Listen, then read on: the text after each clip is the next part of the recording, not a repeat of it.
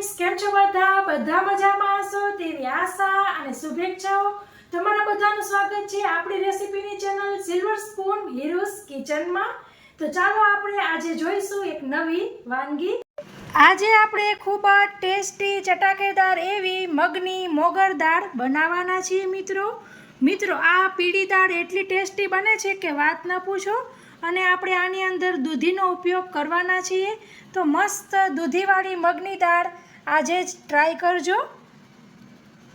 રોજે જમવામાં શું બનાવું તે સૂઝે નહીં, તો એક વખત આવી રીતે મગની દાળ બનાવી લીધી હશે તો અઠવાડિયામાં વારંવાર બનાવવી પડશે. એવી સરસ ટેસ્ટી આ દાળ બને છે. તો ચાલો ફ્રેન્ડ્સ, મોડું કર્યા વગર જોઈ લઈએ મસ્ત ટેસ્ટી એવી પીળી દાળ બનાવવાનું.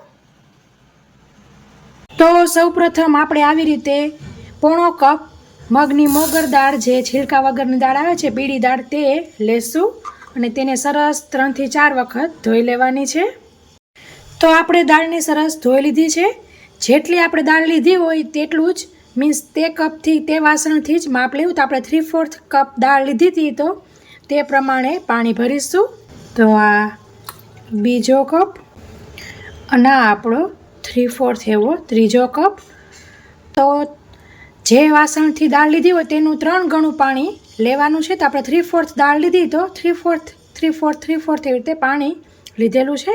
હવે આપણે આને સાઈડ ઉપર રાખીશું. ત્યાં સુધીમાં આપણે બીજા કામ કરી લઈશું. પછી આપણે આવી એક મોટી એવી ડુંગળી લેશું. નાની હોય તો 2 લેવી. તો તે મોટી ડુંગળીને ઝીણી ઝીણી સમારી લેશું અને 2 તીખા મરચાં લીધા છે તેને પણ ઝીણા ઝીણા સમારી લેશું. પછી આપણે આવી રીતે નાનો એવો અડધો ઇંચ જેટલો આદુનો ટુકડો લેશું અને 7 થી 8 કળી, મોટી અહીં મારી કળી છે તો તમારે નાની હોય તો 10 જેવી લેવી. તો લસણની કળી લીધેલી છે 7 થી 8. લસણની કળીને હું અહીં ઝીણું ઝીણું સમારી રહી છું. તમારે તેની પેસ્ટ કરવી હોય તો તમે પેસ્ટ પણ કરી શકો છો. આદુને છીણ કરી લઈશ. તો ફ્રેન્ડ્સ, આપણે ડુંગળીને સરસ ઝીણી ઝીણી સમારી લીધી છે, મરચાંને પણ ઝીણા ઝીણા સમાર્યા છે, લસણને પણ ઝીણું ઝીણું સમાર્યું અને આદુનું છીણ કરી લીધું છે. અને આપણે 1 ડાળખી લીમડાના પાન જોશે તો તે પણ લઈ લઈશું. પછી આપણને આવી રીતે નાનો એવો દૂધીનો કટકો જોશે. છાલ તેની મેં કાઢી લીધી છે અને તમને તેનું છીણ કરીને કપની અંદર મેઝર કરીને બતાવું. તો આવી રીતે આદુની ખમણીમાં એકદમ આવું ઝીણું ખમણ કરી લેશું. તો દૂધી આપણી છીણાઈ ગઈ છે અને 1/2 કપ જેટલી દૂધી થશે.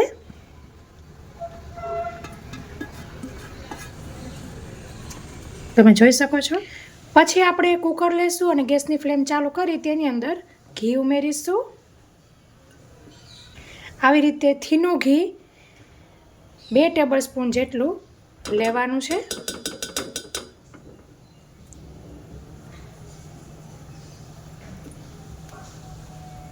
અહીં મેં માત્ર ઘી જ લીધેલું છે. તમે ઘી તેલ બંને મિક્સ કરી શકો છો અથવા તેલમાં પણ કરી શકો છો. પછી આપણું ઘી ગરમ થાય એટલે તેની અંદર ઉમેરીશું 1 ટીસ્પૂન રાઈ. રાઈ આવી રીતે તતડવા માંડે એટલે તેની અંદર ઉમેરીશું 1 ટીસ્પૂન જીરું, 1/4 ટીસ્પૂન મેથી દાણા. ગેસની ફ્લેમ ધીમી કરી લેવી અને અહીં હિંગ થોડીક સારા પ્રમાણમાં લેવી, 1/4 ટીસ્પૂન પૂરી લેવી. હવે આપણે તેની અંદર લસણ પહેલાં ઉમેરીશું. સેજ આવી રીતે ફેરવી તેની અંદર મરચાં અને ડુંગળી બધું ઉમેરી દઈશું. 1 મિનિટ માટે આપણે તેને આવી રીતે સાતળી લેવાનું છે. ડુંગળી આપણી ચડે છે ત્યાં સુધીમાં આપણે તેની અંદર ઉમેરીશું 1/2 ટીસ્પૂન હળદર, 1/2 ટીસ્પૂન મીઠું ડુંગળીના ભાગનું અને મિક્સ કરી લેશું. તો આપણી 1 મિનિટ થઈ ગઈ છે. તેની અંદર ઉમેરી દઈશું આપણી દૂધીનું છીણ, તેને પણ મિક્સ કરી લઈશું અને વળી આપણે 1 મિનિટ માટે સાતળીશું. મિત્રો, આવું કરવાથી આપણને મગની દાળમાંથી તો પ્રોટીન મળશે, પણ આપણે દૂધીની અંદરથી ફાઈબર પણ મળશે. તો ડાયટિંગ કરતા હોય, વેટ લોસ કરતા હોય તેમની માટે તો આ બેસ્ટ ઓપ્શન છે. Protein pack, fibre pack. તો આપણી દૂધીનું છીણ ઉમેર્યું પછી પણ 1 મિનિટ થઈ ગઈ છે. હવે આપણે મગની દાળ જે પાણી સહિત જ ઉમેરી દેવાની છે. આપણું પાણી માપેલું જ છે 3 ગણું. પછી તમારે મગની દાળ કેવી કરવી છે તે પ્રમાણે આધાર રાખે પાણીનો.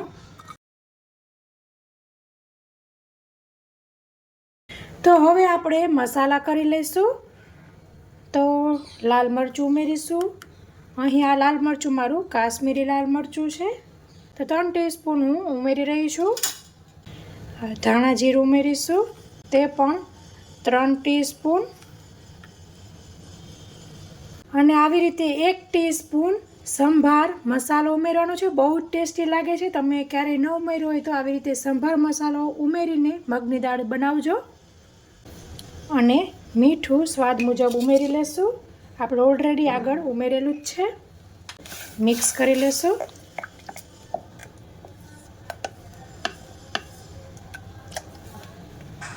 હવે આપણે કુકરને ઢાંકી દઈશું.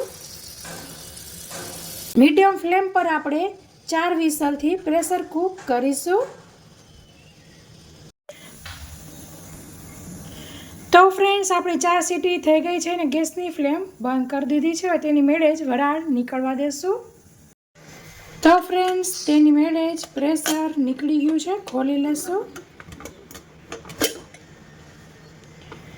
તો આપણે મિક્સ કરી લેશું. તો મિત્રો, તમે કન્સિસ્ટન્સી જોઈ શકો છો.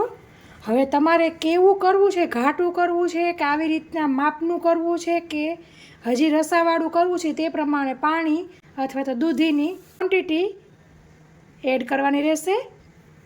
દૂધી તો તમે આટલી નાખજો જ, પાણી વધઘટ કરવું. તો હવે આપણે દાળને સર્વિંગ બાઉલમાં લઈ લઈશું. હજી તે થોડીક ઠંડી થશે ને તો થોડીક ઘટ થશે. તો ઉપરથી આપણે થોડોક એવો લીંબુનો રસ એડ કરીશું અને કોથમીરના પાન. તો મિત્રો, તૈયાર છે મસ્ત ગરમા ગરમ આપણી દૂધીવાળી મગની દાળ. એટલી ટેસ્ટી લાગે છે કે વાત ન પૂછો. તો ફ્રેન્ડ્સ, આશા રાખું છું કે તમને મારી આ મગની દાળની રેસીપી જરૂરથી પસંદ આવી હશે. પસંદ આવી હોય તો લાઈક અચૂકથી કરજો અને કોમેન્ટ કરજો કે તમે કયા સિટીમાંથી રહ્યો છો, જેથી હું તમને દિલથી થેન્ક યુ કહી શકું. સો ફ્રેન્ડ્સ, રેસીપીમાં આટલું જ. ફરી મળીશું એક નવી રેસીપી સાથે. ત્યાં સુધી આવજો. Thank you. બાય. જય શ્રી કૃષ્ણ.